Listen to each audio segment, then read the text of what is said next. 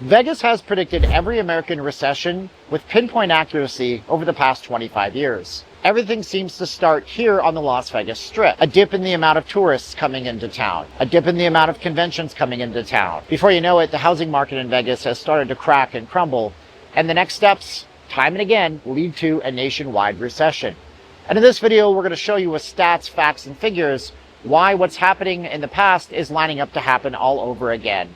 It's 6:50 p.m. on Wednesday, August 13th of 2025, and we're going to take a walk and a tour of the middle of the Strip, see what the action is like, and show you with facts and figures why we're in the same position we were time and again. My name is Steven, I'm not leaving Las Vegas, and as we say around these parts, 3, 2, 1, and action. Before we get started, to fully understand why Vegas matters so much in predicting the outflow of the American economy on a macro level, we need to understand the term non-essential. That's a term that you might have remembered from back in the day when they so rudely deemed a lot of you guys non-essential workers at your jobs. There's no such thing as a non-essential person, but there is such thing as non-essential spending. And that's what makes up the entire economy in Vegas. Nobody has to come here for any reason whatsoever. People can do Zoom calls if they're doing conventions and conferences. People can go on vacation in their own backyard, in their own state, or in their own city. So Vegas is a centerpiece of non-essential spending. And when non-essential spending pivots and drops in Vegas, there's a good chance it's happening in other places. So right now in Vegas, we are down approximately 1.2 million people from the same period, January through June of 2024. This means that the city is down on average several percentage points every single month. This means that in June, for example, we had a staggering 11-point-something% drop in tourism coming into the city for that month. These are the summer months, so they can oftentimes be the slower months, but you still want your slower months to be just as good as your busy months. In addition to that, we have convention business that has been dropping. Look, I'm not going to go into it all over again. I did do videos on this, and I do videos on this all the time, so you should subscribe to this channel that ties Vegas to the economy and tells you how it really is. And I'll put one of those playlists in the first pinned comment of this video. All you need to know for now is that it's really, really bad at Vegas. But again, what does that mean for outside of Vegas? Well, simply put, that just mirrors 2006 and 2007, as well as COVID-19 era, a time when the economy got bad and shaky for different reasons, and people just suddenly stopped coming to Vegas for fear of where their money might have to be in the future to be comfortable and taken care of. One thing to get out of the way immediately is the stock market. This is going to be the one argument that people are going on over and over about in my comment section. And that's true, the stock market is doing great right now. Frankly, it's firing on all cylinders. Prices have never been higher. We hit all-time highs on the S&P 500 and the NASDAQ and the Dow recently. But did you know that in 2006 and 2007, the exact same thing was playing out? It wasn't until companies like Lehman Brothers had the rug pulled out from underneath them in the subprime mortgage crisis that the true cracks in the financial system finally shone through. So whereas the stock market is doing just fine right now, and it could continue to do fine, who knows what happens with the upcoming possibilities of interest rate cuts. Heck, we might see a melt up before we see a meltdown. Either way are possible. We do have to consider the fact that, just like in 2006 and 2007, the stock market is pumping on all cylinders before it wasn't. But speaking of gambling, which is what a lot of people think that trading is, I don't happen to be one of them, what about gambling and revenue in Vegas? What about traffic here?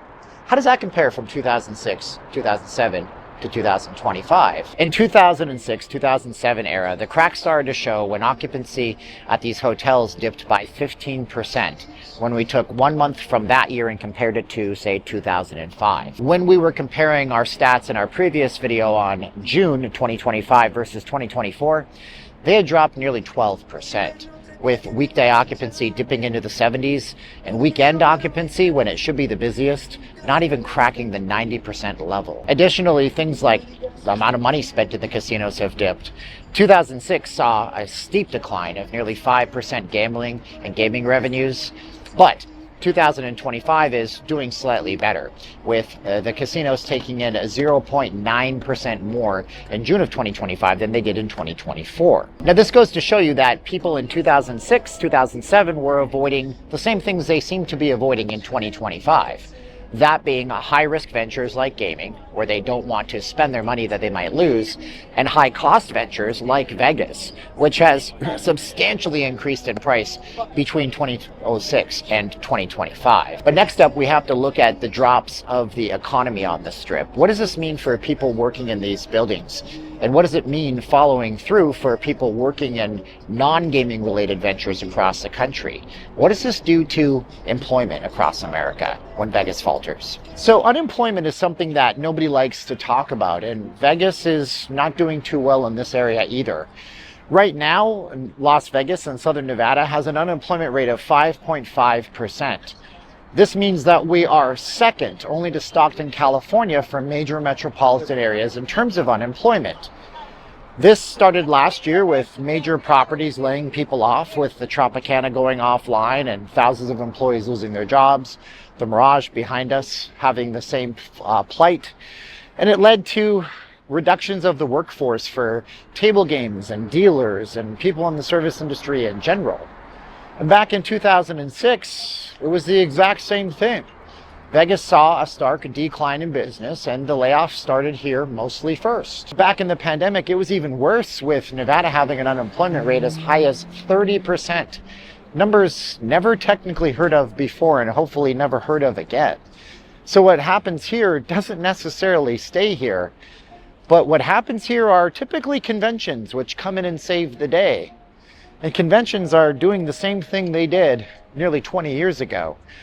That's simply not coming. So 2007 was particularly harsh on conventions. We may not be there yet in 2025, but what you need to know about 2007 is that it was so bad that then President of the United States, Barack Obama, went on nationally televised TV on a live speech and told people now's not the time to come to Vegas. When times are tough, you tighten your belts. You don't go buying a boat when you can barely pay your mortgage. You don't blow a bunch of cash on Vegas when you're trying to save for college. You prioritize. You make tough choices. This set up a bizarre series of events which I will comment on this channel, so be sure to subscribe if this is giving you even 1% of information you never had before. If you're coming out smarter at all, throw me a subscription. Oscar Goodman, our mayor at the time, went on the warpath, demanding Obama recount publicly with him in a news conference why business should come to Vegas.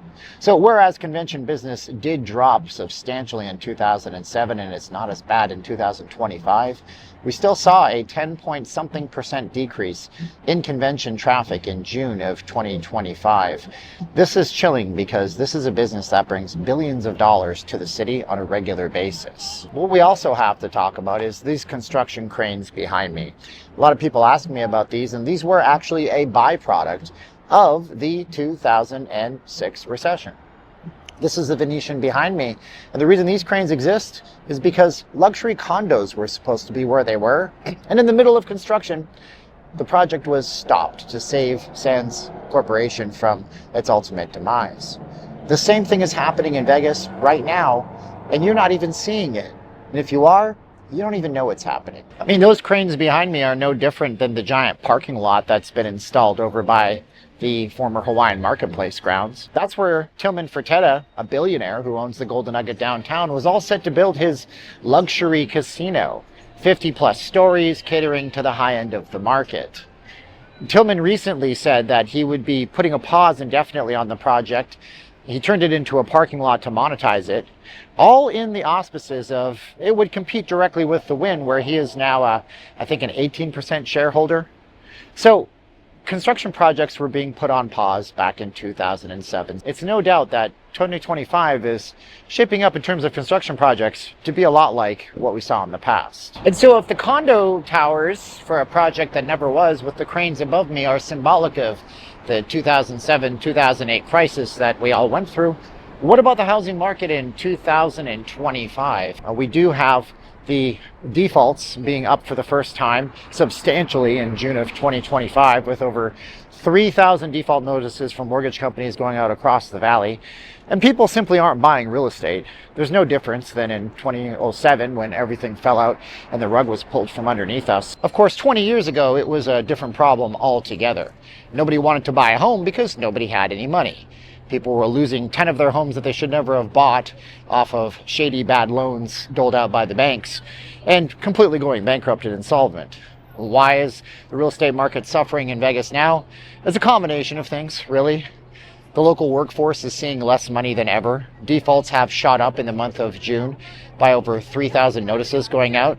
The first time there's been a substantial increase like that in many, many months. We'll do a whole video on this channel on these kinds of issues. If you're interested, subscribe and come back for that video.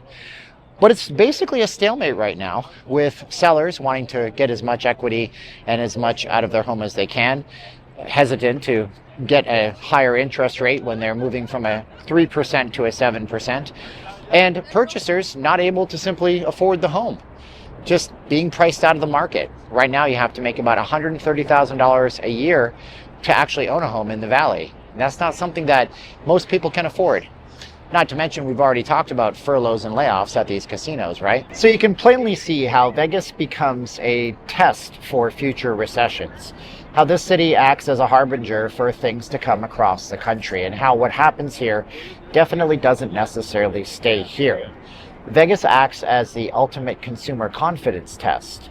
And it seems as though, even though we're at a place very similar to where we have been before, these casinos, simply for some reason, refuse to learn their lesson. Because ultimately, all of this could have been avoided. These casino companies could have pivoted a lot earlier than they appear to be trying to do now, provided you a better value for coming into town instead of simply trying to wring every last penny out of you in a vain attempt to try to recoup costs incurred and losses that happened during the COVID-19 pandemic. Treating people fairly is something that most big corporations don't exactly know how to do, and we've been covering it on this channel for a very long time. So if you've enjoyed this video, be sure to check out more content on our channel. I'll put an economic playlist in the first comment of this video and beside my head as the video closes out. And if you are super awesome and you want to get even more content and takes that I don't put on YouTube, be sure to join our Patreon like the people on this side of the screen right here. They get hours of extra content every single month, and they get analysis that I might not even put onto YouTube. My name is Steven, and I'm not leaving Las Vegas, and I certainly do appreciate you guys watching. Check out the playlist beside my head for more videos on the real deal in Vegas. I think I'm the only person that's been bringing you this type of content this entire time, before it was trendy to say that, quote unquote, Vegas is dying.